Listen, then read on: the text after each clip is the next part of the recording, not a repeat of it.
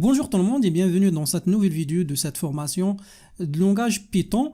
Dans les vidéos précédentes de cette playlist du cours, on a vu les instructions de base et après on a vu les structures conditionnelles. Aujourd'hui, nous allons voir et découvrir ensemble les structures répétitives. On va d'abord comprendre pourquoi on doit utiliser les structures répétitives, les rôles des structures répétitives, des exemples des structures répétitives et bien sûr comment utiliser les structures répétitives dans un programme avec le langage Python.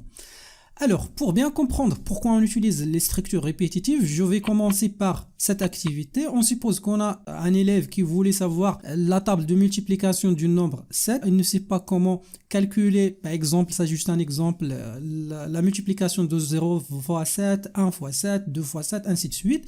Alors, la solution idéale, c'est d'utiliser une tablette ou bien un ordinateur qui contient un logiciel et après, ce logiciel ou bien cette application va permettre à l'étudiant ou bien à l'élève dans ce cas-là de savoir la table de multiplication de nombre 7. Alors on va essayer ensemble d'écrire le programme qui permet de réaliser cette tâche-là.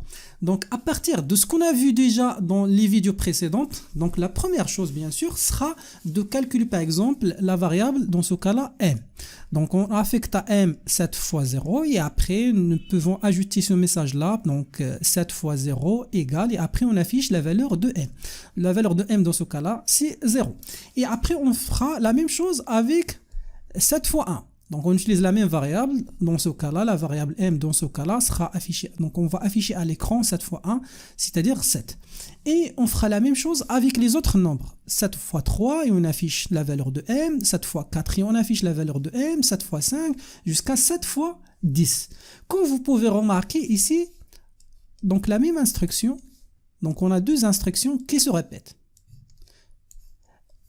Le problème sera posé bien évidemment lorsque vous avez 10 milliers de lignes. Par exemple, vous voulez calculer la multiplication de 7 fois 0 jusqu'à 7 fois 1000. Donc vous allez répéter deux instructions, dans ce cas-là, 1000 fois. Alors ça, c'est pas une solution idéale pour écrire cet algorithme ou bien pour résoudre ce problème-là. Avec les langages de programmation et aussi avec l'algorithmique, on peut utiliser une autre stratégie, c'est d'utiliser ce qu'on appelle les structures répétitives. Les structures répétitives, sans qu'on ait avec le nom du boucle, permet d'exécuter plusieurs fois une séquence d'instructions, comme l'exemple qu'on a vu tout à l'heure. Donc, on a deux instructions qui se répètent. Alors, nous pouvons répéter ces instructions-là, utiliser une boucle qui permet de répéter ça plusieurs fois. Donc, dans le langage Python et aussi avec les autres langages de programmation, les nombres de répétitions peuvent être connus à l'avance, fixés à l'avance, comme le cas de la table de multiplication de 7. On sait bien qu'on va répéter deux instructions 10 fois. Mais il y a des cas où le nombre de répétitions dépend d'une condition, c'est-à-dire on ne connaît pas à l'avance le nombre de répétitions. Mais le nombre de répétitions, il dépend d'une condition. Comme par exemple, on donne la possibilité à l'utilisateur pour saisir un nombre positif et on va répéter ça jusqu'à ce que l'utilisateur entre un nombre positif. Par exemple, au début, l'utilisateur il pourra saisir par exemple la valeur moins 2. Dans la deuxième itération, il va saisir moins 4. Dans la troisième itération, moins 8. On ne sait pas combien de fois l'utilisateur va par exemple faire une erreur pour saisir un nombre positif. Mais par exemple, après 5 fois, il va saisir 2. Donc ici, on sait bien qu'on va répéter, on va demander à l'utilisateur de saisir le nombre positif, dans ce cas-là, 4 fois. À notre utilisateur, lorsqu'on demande à cet utilisateur de saisir un nombre positif, cet utilisateur peut donc saisir le nombre dans la première fois. Par exemple, il va saisir 10 dans la première itération. Un autre utilisateur, l'utilisateur numéro 3, c'est toujours une condition. La condition, c'est que le nombre doit être positif. Par exemple, il va saisir au début moins 10, mais dans la deuxième itération, il va saisir par exemple 4. Donc ici, comme vous pouvez remarquer là, le nombre de répétitions, c'est 4. Ici, c'est une seule fois. Ça, c'est 2 fois. Donc ici, le nombre de répétitions dépend d'une condition. Ici, on doit utiliser un autre type de boucle. D'une façon générale, comme j'ai déjà dit, il y a deux types de boucles. Le premier type, où le nombre de répétitions est connu à l'avance, par exemple la table de multiplication de 10, ou bien le nombre de répétitions dépend d'une condition. Dans le premier type, on utilise la boucle for. Donc, dans cette vidéo, vous allez découvrir comment utiliser cette boucle-là. Dans le deuxième type, on utilise un autre type de boucle, on l'appelle la boucle while, et dans la vidéo suivante, vous allez découvrir comment utiliser cette boucle et bien sûr des cas et des exemples d'utilisation de cette boucle. Alors, comme j'ai déjà dit, on va commencer dans cette vidéo avec la boucle for et je passe directement à la définition de la boucle for. Donc, la boucle for, comme j'ai déjà dit, permet d'exécuter une séquence, c'est-à-dire un ensemble des instructions, 3 instructions, 10 instructions, n'importe quelle instruction, plusieurs fois, mais ces fois-là sont connues à l'avance. Donc on sait dès le début le nombre de répétitions de cette séquence des instructions. Alors, la syntaxe d'utilisation de la boucle for. Donc, pour utiliser la boucle for, d'abord, donc il doit écrire la boucle for. Ici, la variable i. Donc, on va voir après qu'est-ce que ça veut dire la variable i. Donc, cette variable doit être dans une séquence. Donc, il faut différencier entre cette séquence-là et cette séquence-là. Cette séquence-là, c'est les instructions qu'on va exécuter ici. Et cette séquence-là, donc, on ne sait pas encore qu'est-ce que ça veut dire cette séquence. Donc, on va découvrir qu'est-ce que ça veut dire cette séquence. La séquence dans les autres langages de programmation, comme par exemple le langage C, ce sont, par exemple, les tableaux. Donc, dans le langage Python, on n'a pas cette notion des tableaux, mais on a d'une façon générale la séquence. Donc, on va voir maintenant qu'est-ce que ça veut dire une séquence. Alors, une séquence en Python, il y a plusieurs séquences. Donc, il y aura bien sûr d'autres vidéos qui expliquent les séquences, mais juste pour utiliser la boucle for, on doit savoir qu'est-ce que ça veut dire une séquence. Alors, il y a les séquences des listes, les dictionnaires, les tuples, il y a plusieurs. Malheureusement, dans ce stade du cours, on ne sait pas encore qu'est-ce que ça veut dire les listes, qu'est-ce que ça veut dire les dictionnaires, qu'est-ce que ça veut dire les tuples et aussi d'autres séquences. Mais on a vu un type de séquence qu'on a vu ensemble, ce sont les chaînes de caractères. Les chaînes de caractères dans le langage Python sont utilisées comme des séquences. Qu'est-ce que ça veut dire une séquence? C'est un ensemble, donc on va découvrir ça après, c'est un ensemble, par exemple, du nombre 1, 2, 3, 4, donc ça c'est une liste. Ou bien une chaîne de caractères, comme par exemple Python. Par exemple, Python, c'est une chaîne de caractères. Donc lorsqu'on stocke ça, ou bien on utilise une variable, par exemple C, on affecte à C Python, C est considéré comme une séquence, donc une séquence bien sûr des caractères, ça c'est le premier caractère, ça c'est le deuxième, troisième, quatrième, cinquième et sixième. On sait bien maintenant qu'est-ce que ça veut dire une séquence, c'est un ensemble des données qui sont stockées dans la même variable. Donc nous aurons l'occasion dans les vidéos suivantes pour découvrir qu'est-ce que ça veut dire les séquences en détail, mais juste pour utiliser la boucle for, donc on doit expliquer ce que ça veut dire une séquence. Donc je vous donne un exemple d'une séquence. Par exemple, on suppose qu'on a une variable, la variable ici contient le mot Maroc, alors nous pouvons utiliser la boucle for sur cette chaîne de caractères de la manière suivante. Donc vous écrivez d'abord for, après la variable i, donc maintenant je vais expliquer ce que ça veut dire la variable i, in, donc ça c'est une mot-clé, i doit être dans ici payé, donc payé c'est la variable, payé. Et après on affiche i, donc je vais expliquer ce que ça veut dire ça. D'abord, lorsqu'on déclare ça dans la mémoire de l'ordinateur, dans le langage Python, on écrit payer reçoit Maroc, ça permet de créer la séquence suivante dans la mémoire de l'ordinateur. Payer, ça c'est le nom de cet espace mémoire, et ça c'est la première case, ça c'est la deuxième, ça c'est la troisième, ça la quatrième et la cinquième. Après, lorsqu'on utilise for i in payer, donc ça permet de faire quoi? Permet à i de parcourir cette chaîne de caractères, c'est-à-dire que i au début, donc ici, il y aura plusieurs répétitions. Donc on répète cette instruction ou bien cette instruction-là plusieurs fois. Donc le nombre de fois, c'est le nombre de fois que i va parcourir le pays. Donc i au début, dans la première répétition, sera ici. Dans la deuxième répétition, troisième, quatrième, cinquième. Donc 1, 2, 3, 4 et 5. Donc on aura bien sûr dans ce cas-là 5 répétition, et à chaque fois, donc i au début va contenir la valeur m, donc et automatiquement lorsqu'on utilise ça dans la mémoire, donc dans une application comme là, donc lorsqu'on affiche i dans la première itération, donc on affiche tout simplement la valeur m. Lorsqu'on passe à 2 dans la chaîne, donc on affiche a, r, o, i, c. Voilà, donc ça c'est un exemple d'utilisation de la boucle for sur une chaîne de caractères. Mais notre objectif, toujours, c'est pas d'utiliser la boucle for sur une chaîne de caractères. Nous voulons utiliser la boucle for pour répéter un certain nombre d'instructions un nombre de fois. C'est pas le nombre de fois. Ici, c'est la taille du pays. Donc la taille du pays dans ce cas-là, MAROC, c'est 5. Mais nous voulons, nous, définir le nombre de répétitions ici. Donc, est-ce qu'il y a une méthode? Oui, bien sûr, avec Python, il y a une méthode, c'est d'utiliser la fonction range. La fonction range, c'est utilisé de la manière suivante. Donc, il y a normalement 3 utilisations de la fonction range. Peut être utilisée de cette manière, ou bien de cette manière. Au début, toujours on utilise n. Ici, on utilise 2 variables, n et m. Ici, on utilise 3 choses, n, m et p. Donc, je vais expliquer ce que ça veut dire, ces variables-là. Lorsqu'on utilise range avec la première méthode, c'est-à-dire le range m, et on utilise par exemple, je vais prendre un exemple, c'est 8. Donc, ça veut dire quoi? Ça veut dire que vous allez créer la séquence. Ça, c'est une séquence. La séquence des nombres suivantes. Donc, ça, c'est donc le premier élément de la séquence, c'est 0, 1, 2, 3, 4, 5, 6, 7. Donc, automatiquement, lorsque vous utilisez range va créer, d'une façon générale, une séquence qui commence avec 0, 1, 2, jusqu'à, il faut faire attention, n-1. Donc, ici, 8 n'est pas inclus dans la séquence, puisqu'on commence d'abord avec 0. Donc ça, c'est la première manière pour utiliser la fonction range. La deuxième manière pour utiliser la fonction range, c'est la méthode suivante. On utilise 2 paramètres ici, n et m. Donc, automatiquement, cela va permettre de cadrer notre séquence.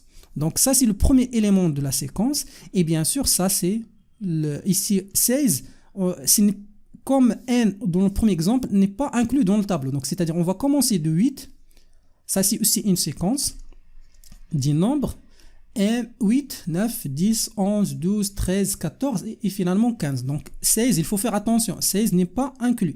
Lorsqu'on utilise d'une façon générale range avec cette manière-là, cela permet, comme j'ai déjà dit, de créer une séquence qui va aller de n plus 1, n plus 2, jusqu'à n-1. Donc vous pouvez soit utiliser la première manière, soit utiliser la deuxième manière.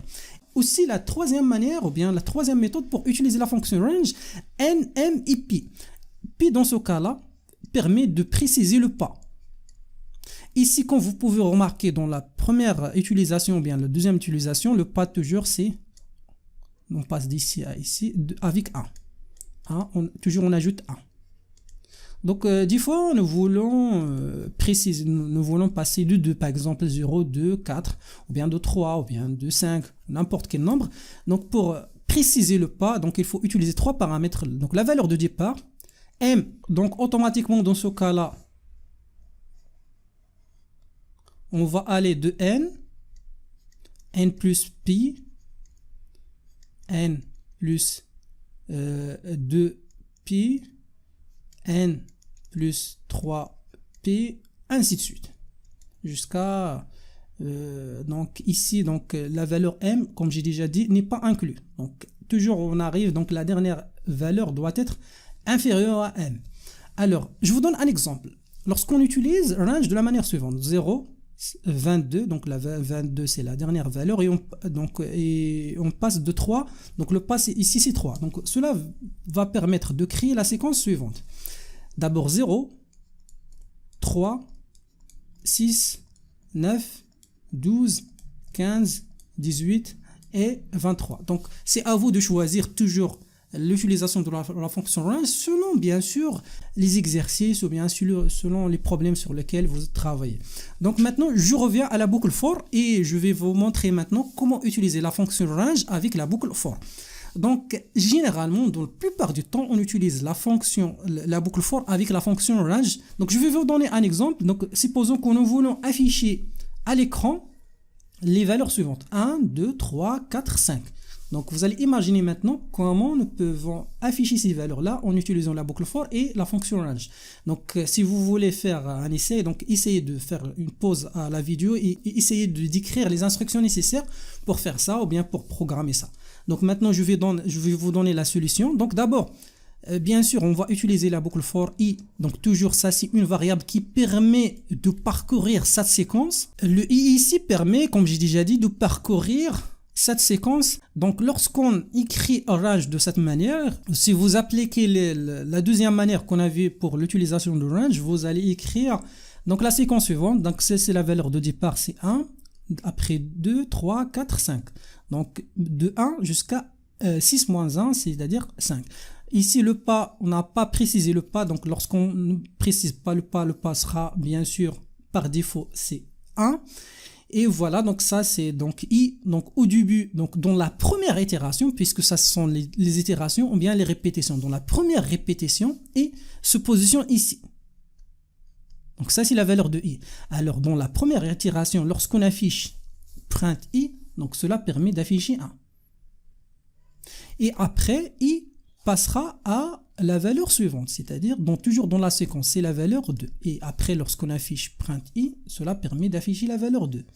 Lorsque i passe à 3, donc lorsqu'on affiche, donc on affiche bien sûr 3, après 4 et après 5. Donc ça, c'est un exemple d'utilisation de la boucle for avec la fonction range pour afficher les 5 premiers chiffres à l'écran. Donc ça c'est une manière, comme vous pouvez remarquer, facile pour utiliser la boucle for. Aussi vous pouvez avoir un souci puisque il y a une différence entre la boucle for dans le langage Python et la boucle for dans les autres langages. Donc l'habitude c'est donc dans les autres langages, par exemple dans le langage C, c'est d'utiliser la manière suivante, for et par exemple au début c'est 0 et inférieur à une condition par exemple n et après vous précisez l'incrémentation i++. Donc c'est exactement la même chose en Java et aussi en C++. Mais en Python, pour utiliser la boucle for, il faut l'utiliser de cette manière, for i, donc ça c'est toujours notre variable qui va parcourir la séquence et après i sera dans cette séquence des valeurs de 1 à 6. Donc c'est à vous de préciser toujours, c'est à vous de préciser la valeur de n et de m et des fois puis donc toujours selon les exercices et selon le nombre de fois. Donc ici le nombre de fois c'est 5, alors on va commencer de 1 jusqu'à 6 pour avoir 5 répétitions à l'écran. Et voilà, donc ça c'est un exemple. Donc d'une façon générale, la syntaxe d'utilisation de la boucle for, comme j'ai déjà dit, est utilisée avec la fonction range. Avec la manière suivante, donc for, i, n, range, ainsi de suite. Donc au début, for et n, ce sont 10 mots réservés, donc on doit préciser donc le mot for et aussi in, ce sont des mots réservés avec le langage Python. Alors, qu'est-ce que ça veut dire un mot réservé? Par exemple, lorsque vous utilisez des variables, par exemple, vous voulez affecter à n5, ça c'est acceptable, mais vous ne pouvez pas déclarer une variable in, de la manière suivante. Donc ça c'est pas acceptable puisque ça c'est un mot réservé. Comme le cas de for, par exemple, vous ne pouvez pas utiliser for comme une variable, par exemple 6. Donc ça c'est acceptable. Voilà, donc ça c'est ce qui concerne for et in. I, c'est, comme j'ai déjà dit, ça c'est une variable. C'est une variable qui permet de parcourir, comme j'ai déjà dit, cette séquence-là, de n à m, avec le papi. Donc vous pouvez soit utiliser i, soit utiliser une autre variable g, ou bien d'utiliser donc d'autres variables a. Donc ça c'est à vous de choisir la variable. Donc l'habitude c'est d'utiliser, donc la plupart du temps on utilise i dans les boucles for, mais donc vous pouvez utiliser d'autres variables. Après range, comme j'ai déjà dit, ça c'est une fonction qui permet de créer une séquence des nombres avec bien sûr 3 paramètres. Le premier c'est n, la valeur de départ, ça c'est m, donc on passe de n jusqu'à m-1 et avec un pas de pi. Donc pi par défaut c'est 1. Mais vous pouvez donc définir ou bien donner une valeur à p, donc toujours selon les situations, selon les exercices. Après, donc avec Python, il est nécessaire d'ajouter 2 points. C'est nécessaire, puisque sinon vous aurez une erreur d'exécution. 2 points, et après il faut utiliser l'indentation. Ça c'est l'indentation. C'est nécessaire cet espace-là de l'ajouter, sinon vous aurez une erreur. Après cette partie-là, ce sont les instructions qui seront répétées, c'est la séquence des instructions. Ça, aussi une séquence. Là, ça c'est l'instruction numéro 1, 2, 3. Vous pouvez ajouter assez d'instructions. Cela dépend des exercices et bien sûr cela sera répété donc de n fois. Donc si vous précisez range n, cela permet de répéter les instructions de 0 jusqu'à n-1. Après, donc ça, ce sont des instructions qui seront répétées après l'exécution de la boucle, c'est-à-dire après la répétition des instructions, vous pouvez ajouter d'autres instructions et compléter votre programme. Bien, cela toujours dépend de votre exercice ou bien votre problème sur lequel vous travaillez. Voilà, maintenant on va passer à un autre exemple, toujours pour bien apprendre comment utiliser la boucle for avec la fonction range. Donc notre objectif maintenant, c'est d'afficher à l'écran Hello World 4 fois. Alors nous voulons afficher Hello World sur l'écran 4 fois. Donc c'est à vous d'écrire les instructions nécessaires.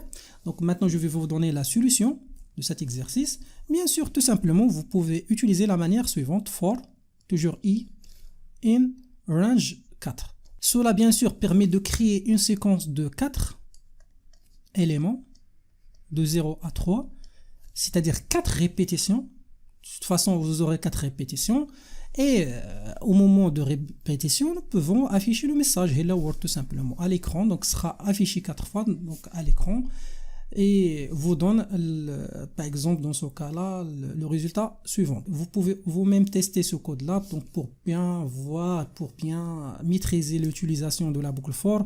Vous pouvez utiliser ces valeurs-là, préciser la valeur de L, préciser la valeur de M, préciser la valeur de I, et à chaque fois tester pour apprendre. Donc, ça, c'est la meilleure manière pour apprendre, c'est par le pratique. Learning by doing. Donc, essayez de changer les éléments, de voir, changer la valeur, la variable I, voir donc le résultat, ajouter ici quelque chose, afficher d'autres choses. Donc, il faut toujours tester pour apprendre. Donc, ça, c'est la meilleure façon pour apprendre la programmation, c'est avec le test. Voilà, ça c'est le deuxième exemple d'utilisation de la boucle for avec la fonction range. Maintenant, vous serez capable de écrire le programme nécessaire qui permet d'afficher la table de multiplication en utilisant la fonction for avec la fonction range.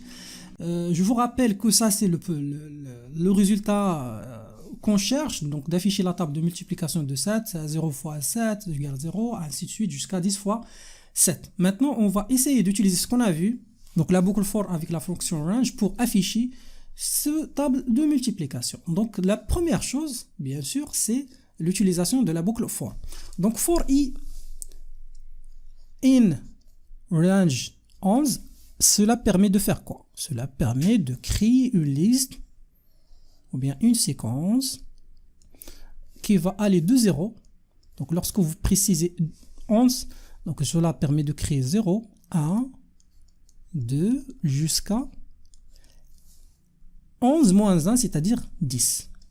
Alors maintenant, vous avez dans i, dans chaque répétition, un élément, soit 0, soit 1 dans la deuxième itération, soit 2 dans la deuxième itération, ou bien, désolé, ici dans la troisième itération, ou bien dans la troisième répétition. Donc ça c'est la première, la deuxième, la troisième, jusqu'à la 10e répétition. Et à chaque fois, vous pouvez utiliser cette valeur-là, la valeur de i. Au début c'est 0, 0 fois 7 c'est 0, et après donc la valeur de m dans la première itération, c'est-à-dire lorsque i veut la valeur 0, c'est 0, et après vous pouvez afficher de cette manière, ici c'est un petit message cette fois, donc toujours sera affiché comme télé, et après ici vous pouvez ajouter la variable i, donc ici il ne faut pas oublier les virgules, et après entre deux parenthèses égale, et après virgule, et après la valeur de m. Au début cela permet d'afficher cela.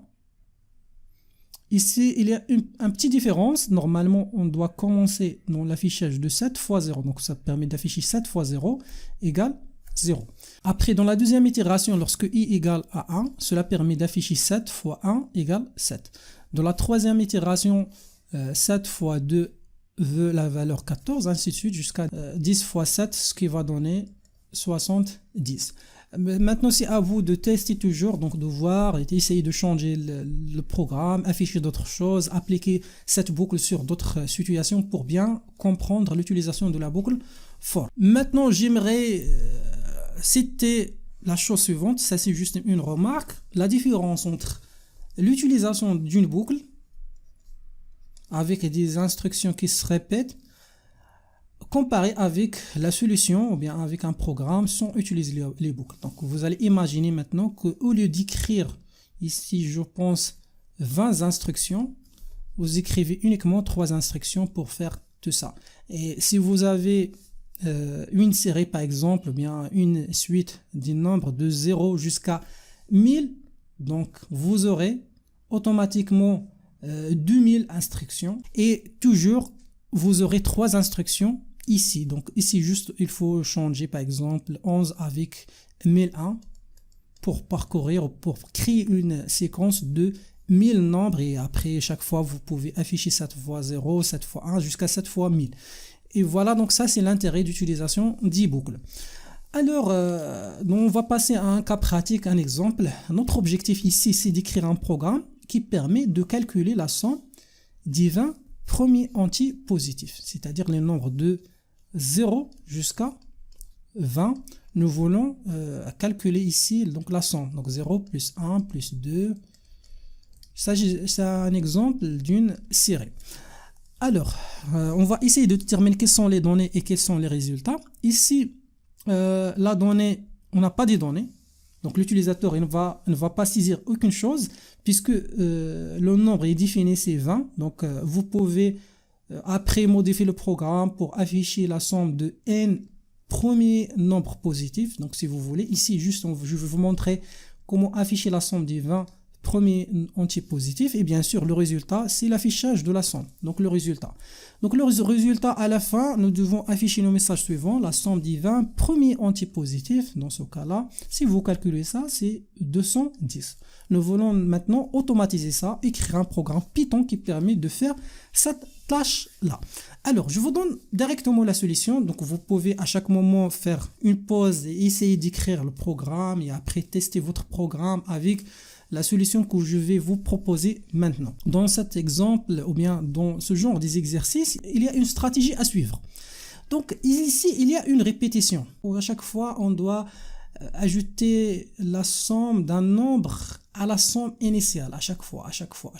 Alors là, donc la stratégie, c'est d'utiliser avant le commencement du boucle, une variable S, et après affecter à cette variable 0. Dans chaque itération, cette variable S sera changée.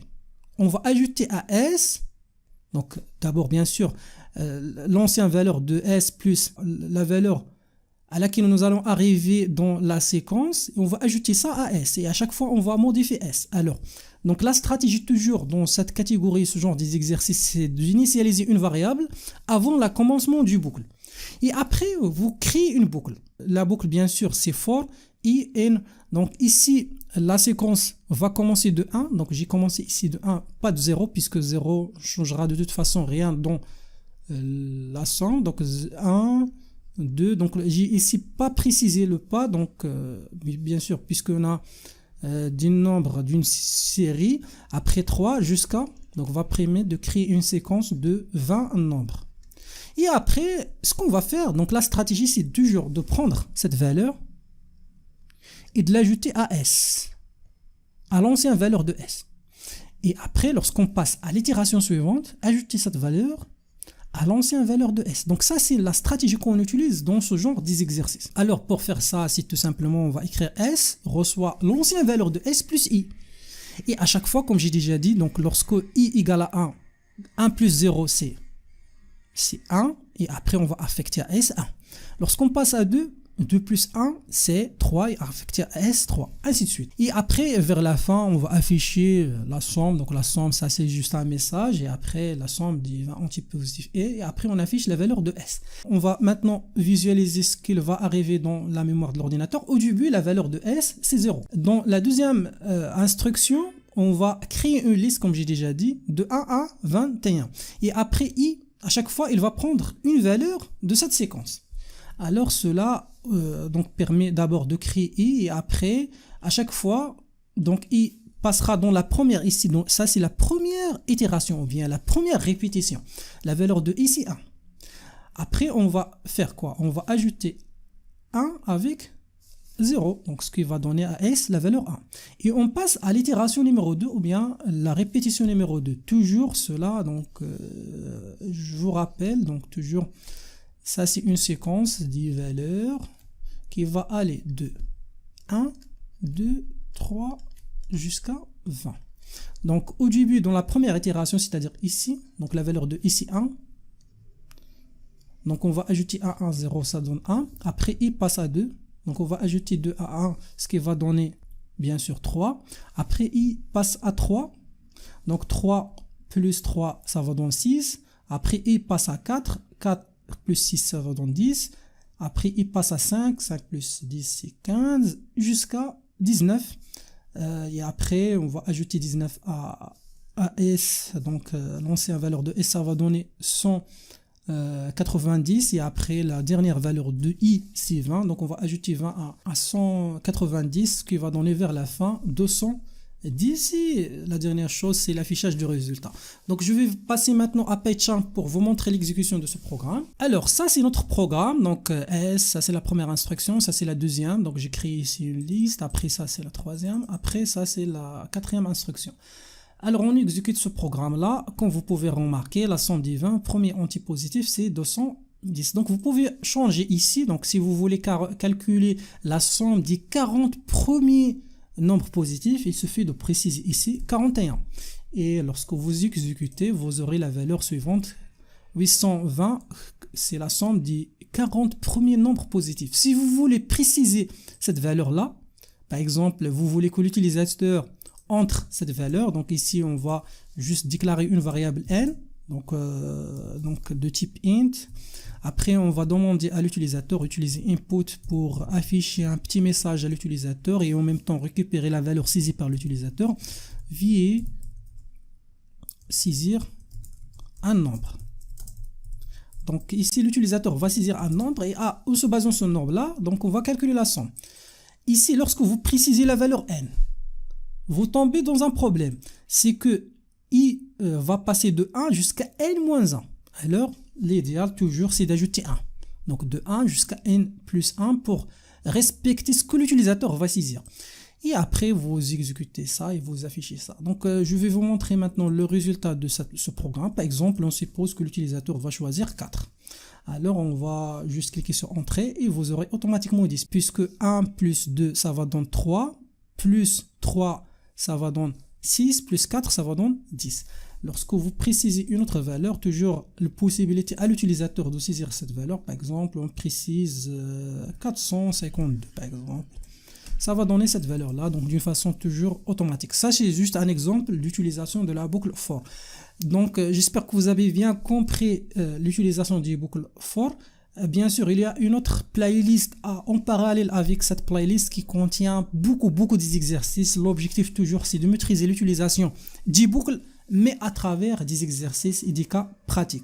Donc, on aura l'occasion de discuter ça dans les exercices. Maintenant, on va passer à la deuxième partie de cette vidéo où vous allez découvrir une autre chose à propos de la boucle for. Pour bien comprendre ce qu'on va expliquer après, on va commencer d'abord par un problème. Donc on suppose que l'utilisateur maintenant ne voulait pas calculer la table de multiplication juste de 7,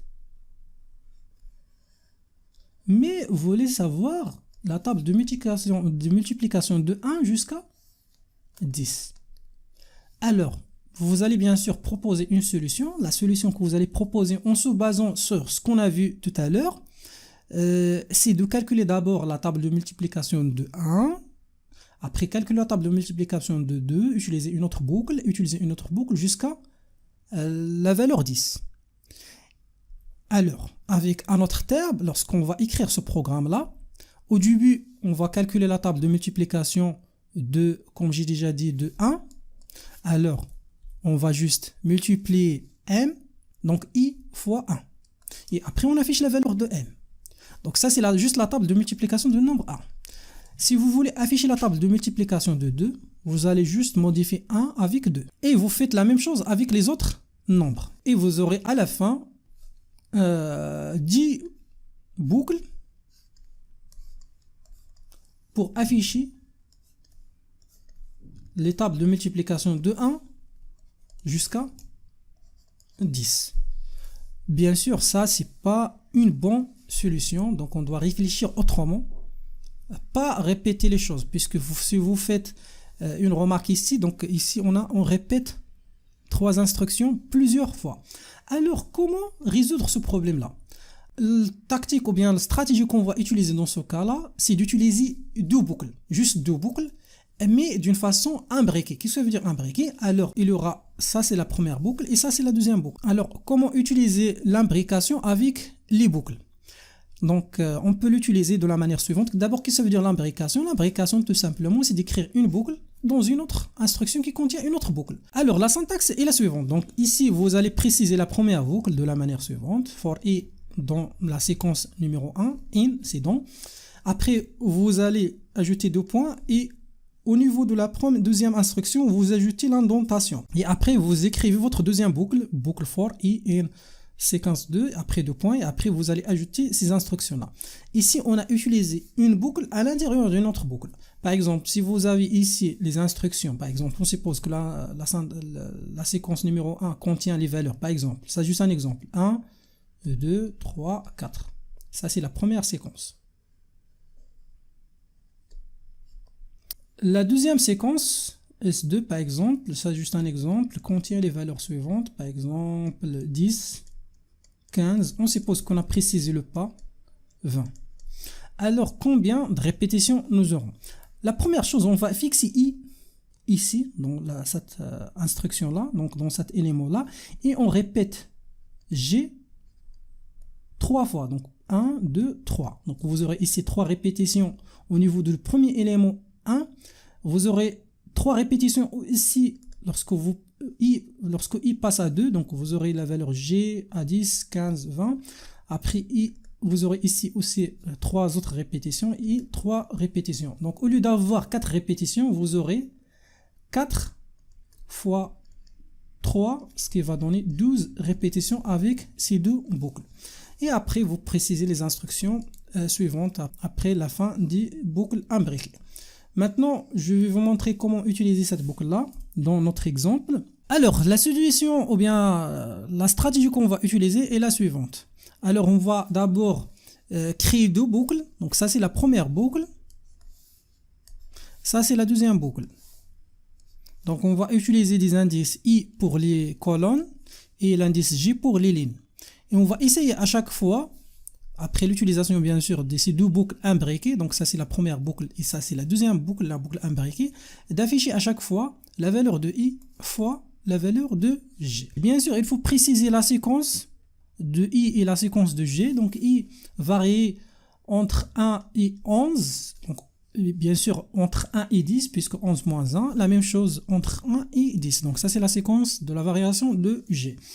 Et on commence, donc on fixe i et on calcule i fois g. Donc lorsqu'on fixe i au début, par exemple ici, donc i sera, la valeur de i c'est 1, à chaque fois on calcule cette valeur, la multiplication de cette valeur avec les valeurs de g, de 1 jusqu'à 10. Donc par exemple, dans la première itération, donc vous aurez dans la valeur i1 et 1 pour g aussi. Donc tout simplement ce qu'il faut faire, c'est d'imprimer, d'afficher à l'écran print cette valeur, i fois g. Donc vous aurez la valeur 1. Après la même chose pour la deuxième valeur de g, toujours on fixe i et on parcourt les éléments de g, du deuxième séquence, c'est-à-dire où il appartient à g. Donc 1 fois 2 ça va donner 2, 3 jusqu'à 10. Et après, donc ça c'est la fin des éléments de la séquence de g. Automatiquement ici le programme va revenir à la première boucle puisque on utilise la première boucle de i et après dans l'imbrication on utilise g. Donc on termine les éléments de g et on revient à une autre valeur de i. Donc i passe dans ce cas-là à 2 et on calcule la même chose. 2 fois 1 ça va donner 2, 2 fois 2 ça va donner 4, 2 fois 3 ça va donner 6 jusqu'à 2 fois 10 ça va donner 20 et après on passe à 3, 4, on répète les mêmes choses jusqu'à 10 fois 10 ça va donner 100. Maintenant on passe à la solution. Bien sûr vous allez maintenant écrire le programme qui permet de faire ça. Donc je vous donne directement la solution. Donc ça c'est notre résultat, l'objectif. Alors, quelles sont les instructions? Premièrement, on va utiliser la première boucle de i qui va parcourir cette séquence-là. C'est les séquences 10 colonnes. Donc, vous pouvez changer ça, donc ça ne changera rien puisqu'on a les mêmes valeurs ici et les mêmes ici. Après, la deuxième boucle, c'est la boucle imbriquée, vient après la boucle de... Donc, la première boucle avec toujours l'indentation et toujours les 2 points. Il faut faire attention à cela puisque vous aurez des erreurs au moment d'exécution du programme. Et après, bien sûr, vous allez calculer tout simplement m fois, donc ce qui va dans m, c'est i fois g, et après vous allez tout simplement afficher cette valeur-là, i donc fois, donc ça c'est juste un texte, fois g, la valeur de g, et à chaque fois vous affichez la valeur de m. Et avec cette manière-là, vous aurez vers la fin la table de multiplication. Vous pouvez tester vous-même ce programme-là pour afficher le résultat final. Et bien sûr, toujours, je reviens à la comparaison. Donc, bien sûr, on doit savoir l'importance de l'utilisation des boucles imbriquées. Donc, ça, c'est la solution sans utiliser les boucles imbriquées. Et ça, c'est la solution avec les boucles imbriquées. Vous aurez ici uniquement 4 lignes. Ici, je pense qu'il y a 3 fois 10, c'est 30 lignes ou bien 30 instructions. Ça, c'est juste 4 lignes de code. Maintenant, je pense que vous avez compris l'intérêt d'utilisation des boucles imbriquées dans ce genre d'exercice. Donc, j'aimerais finir cette vidéo avec, bien sûr, un petit exercice. C'est l'exercice numéro 2. Donc, on va essayer d'écrire un programme qui permet de prendre un nombre L, ça c'est le nombre de lignes, et un nombre C, c'est le nombre qui représente le nombre de colonnes, puis de réaliser un rectangle d'étoiles de nombre de L, c'est L lignes et C colonnes. Pour bien comprendre cet exercice, l'objectif c'est que l'utilisateur va saisir 2 choses, le nombre de lignes et le nombre de colonnes, donc la valeur de L et la valeur de C, et après on doit afficher un rectangle d'étoiles.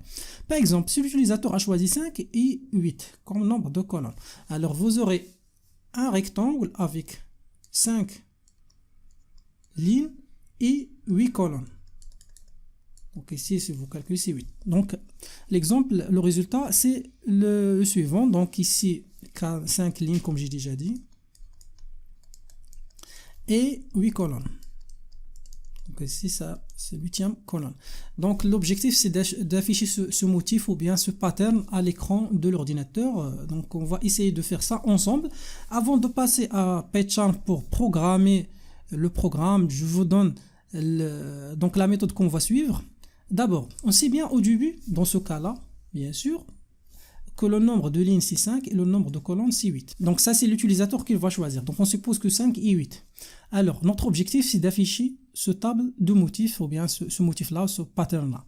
Alors, la méthode est la suivante. Donc on va créer bien sûr 2 boucles. Donc ici, pour la première boucle allant de 0 à 4 et le deuxième de 0 jusqu'à 7. Donc ici, vous pouvez changer ces valeurs-là. Par exemple, 1 jusqu'à 5. Ok, par exemple 1, 2, 3, 4. Ici, je vais commencer de 1 jusqu'à ici 8. Donc ça, c'est à vous de choisir. Mais nous, ce qui nous intéresse, ce sont les valeurs de i et les valeurs de g ne sont pas utilisées dans ce cas-là. Juste, elles nous servent de compter le nombre de répétitions. On ne va pas utiliser la valeur de i ni la valeur de g. Juste, on va donc avoir des répétitions. Ici, nous aurons... Donc, si vous calculez 0 jusqu'à 4, c'est 5 répétitions. 0 jusqu'à 7, c'est 8 répétitions. Ça, c'est ce qu'il est demandé au début. Alors, bien sûr, i appartient à un range, donc la séquence de L, c'est-à-dire de 0, 1, 2, 3, 4. Exactement ce qu'on a vu ici, puisque on passe jusqu'à... Donc, lorsqu'on précise L, c'est-à-dire on va aller de 0 jusqu'à L-1. L-1, c'est 4 dans ce cas-là. Et on va faire la même chose avec G. Donc, G va aller de 0 jusqu'à C-1. Dans ce cas-là, C-1, c'est 7. À chaque fois, on va essayer d'afficher l'étoile. Donc, on ne va pas afficher la valeur de I. Si vous voulez afficher la valeur de I, si vous voulez par exemple afficher ici 1, 2, 3 ou n'importe quoi, il faut faire attention à la séquence. Donc, il faut commencer la séquence de 1 jusqu'à par exemple 5 ou ce que vous voulez selon toujours le problème. Alors, ce qu'on va faire maintenant, c'est de commencer notre boucle. Donc, la première boucle qui va commencer, c'est la boucle qui contient l'indice i. Et À l'intérieur de cette boucle, il y aura une autre boucle, c'est la boucle qui contient la valeur de G. Ce sont juste des noms, donc vous pouvez choisir, donc changer les noms. Donc lorsqu'on fixe la valeur de I, c'est-à-dire la valeur, dans ce cas, c'est la valeur 0, mais dans notre problème, c'est la première répétition. Dans la première répétition, on va juste afficher la valeur de cette valeur-là, c'est-à-dire on va afficher l'étoile. Donc pour afficher l'étoile, c'est très très simple. Donc il se fait d'utiliser cette instruction print étoile. Et à l'écran, on va afficher l'étoile. Et on passe à la deuxième instruction. Donc maintenant, nous voulons afficher cette étoile-là. Mais il faut faire attention. Lorsque vous exécutez cette code, à l'écran de l'ordinateur bien sûr, nous voulons afficher l'étoile ici. Ça c'est l'écran. Et l'étoile ici. Mais la réalité c'est que l'étoile sera affichée ici. Pourquoi ça? Puisque lorsque vous utilisez automatiquement la première instruction de print permet d'afficher l'étoile, plus il va revenir à la ligne suivante. Donc on va afficher l'étoile et print passe à la ligne suivante. Nous voulons rester dans la même ligne. Alors il ne faut pas utiliser print de cette manière-là. Il faut utiliser print, la première print, avec la méthode suivante. Print, ça c'est le premier paramètre bien sûr, ça c'est l'étoile qu'on va afficher. Il faut ajouter ce mot-clé. And, lorsque vous précisez and égale double quote, ça se permet de faire quoi? Permet d'afficher étoile.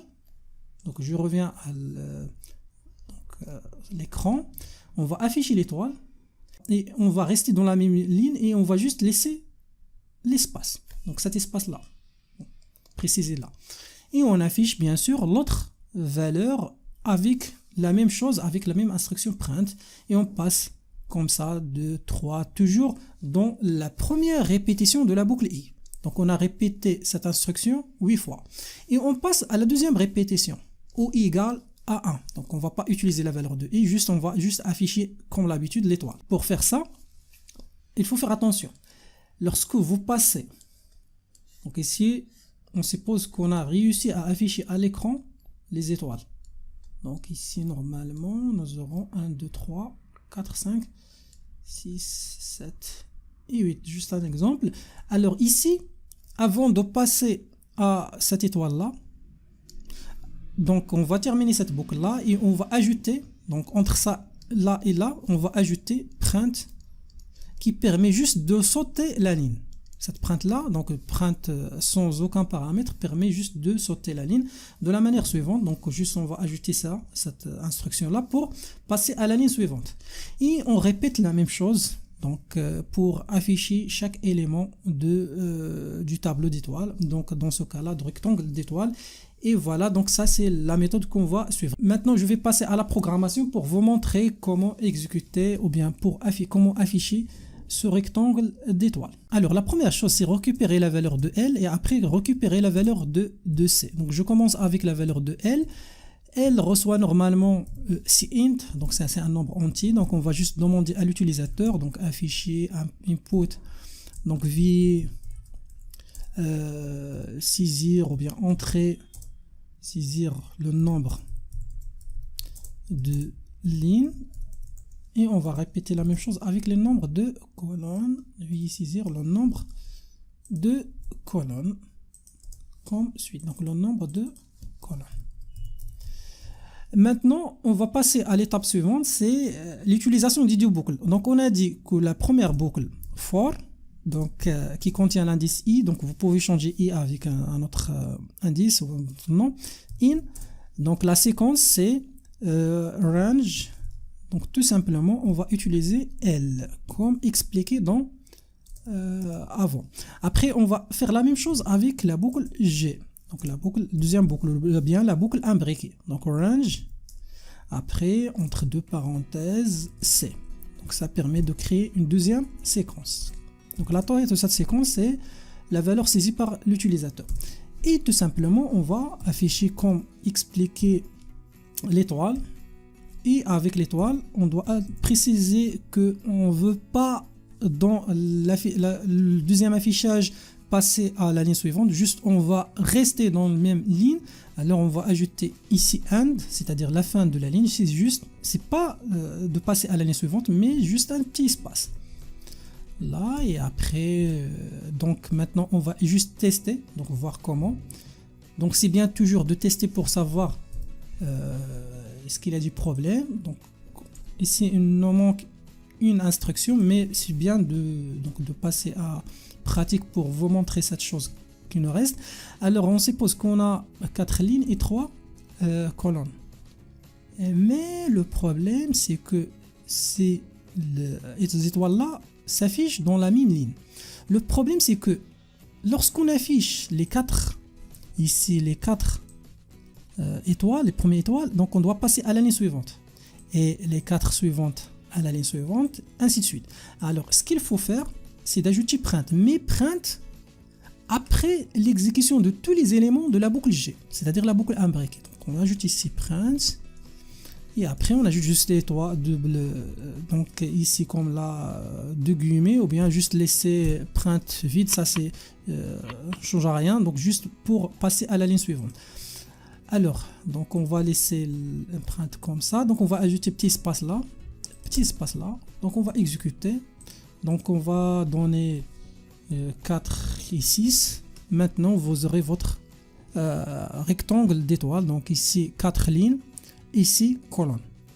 Voilà, donc vous pouvez créer d'autres, donc on va préciser par exemple donc 40 20, donc vous aurez ce rectangle là, donc vous pouvez changer pour avoir d'autres résultats. L'objectif toujours c'est de maîtriser l'utilisation des boucles. Bien sûr nous aurons l'occasion dans la partie des exercices de travailler sur ce genre des exercices. Ce genre on l'appelle en anglais pattern, donc on va essayer d'afficher plusieurs patterns, les étoiles, donc des patterns des étoiles comme par exemple les rectangles, les triangles, les diamants et d'autres formes bien sûr dans la partie des exercices. Et voilà, donc ça c'est la fin de cette vidéo où nous avons vu ensemble comment utiliser la boucle for qui permet de répéter une instruction ou bien plusieurs instructions plusieurs fois. Donc le nombre de fois de répétition sont connus à l'avance. Donc pour préciser son nombre de fois, donc on doit utiliser la fonction range. Donc on a vu comment l'utiliser à travers plusieurs exemples. Et après on a vu comment utiliser ce qu'on appelle les boucles imbriquées, c'est-à-dire une boucle à l'intérieur d'une autre